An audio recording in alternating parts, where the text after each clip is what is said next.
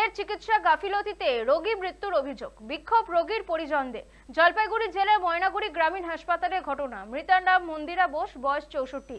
ময়নাগুড়ি বিবেকানন্দ পল্লীর বাসিন্দা তিনি। পরিবার সূত্রে জানা গিয়েছে, মন্দিরা বোসকে শনিবার সকালে ময়নাগুড়ি গ্রামীণ হাসপাতালে পেটে ব্যথা ও জ্বর নিয়ে ভর্তি করা হয়েছিল। অভিযোগ, প্রথম দিকে দীর্ঘক্ষণ রোগীকে দেখেননি কোনো চিকিৎসক। পরবর্তীতে চিকিৎসক দেখার পর শুধুমাত্র ওষুধ দেন এবং রোগীকে বাড়ি নিয়ে চলে যেতে বলেন, কিন্তু পরিবারের সদস্যরা জলপাইগুড়ি নিয়ে যাওয়ার জন্য রেফার চাইলে তাদের দেওয়া হয়নি। এই অবস্থায় রোগী সুস্থ থাকায় রাতে ময়নাগুড়ি গ্রামীণ হাসপাতালেই রাখার সিদ্ধান্ত নেন পরিবারের সদস্যরা। এরপরই রবিবার ভোর রাতে গ্রামীণ হাসপাতালে মৃত্যু হয় সেই রোগীর। পরবর্তীতে হাসপাতালে চিকিৎসার গাফিলতির অভিযোগ তোলেন রোগীর পরিজনরা। ভোর থেকেই পরিবার সহ আত্মীয় পরিজনরা হাসপাতালে বিক্ষোভ দেখাতে থাকেন। ঘটনার খবর পেয়ে ঘটনাস্থলে পৌঁছায় ময়নাগুড়ি থানার পুলিশ এসে পরিস্থিতি সামাল দেওয়ার চেষ্টা করেন। চিকিৎসায় কোনো গাফিলতি রয়েছে কিনা তা খতিয়ে দেখে ব্যবস্থা নেওয়ার আশ্বাস দিয়েছে ময়নাগুড়ি ব্লক স্বাস্থ্য বিভাগ।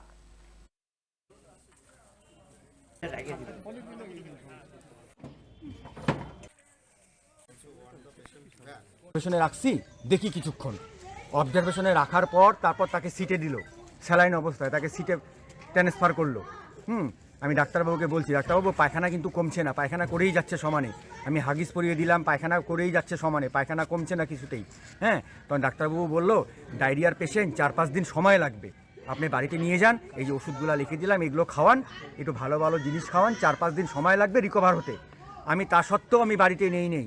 কালকে রাত্রি 10টা 10:30টার দিকে আমি ডাক্তারকে বললাম, ডাক্তারবাবু পেশেন্টের অবস্থা সেরকম ভালো না, আমি জলপাইগুড়ি ট্রান্সফার করে দেন।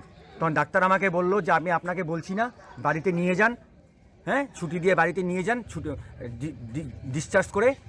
আপনি জলপাইগুড়ির কথা বলছেন, আমি পেশেন্টের অবস্থা ভালো না বুঝে আমি হাসপাতালেই মাকে রাখলাম, স্যালাইন অবস্থায় হাসপাতালেই থাকলো।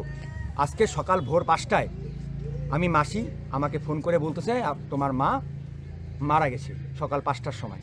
ডাক্তারের গাফিলতিতে, এটা সম্পূর্ণভাবে ডাক্তারের চরম গাফিলতি।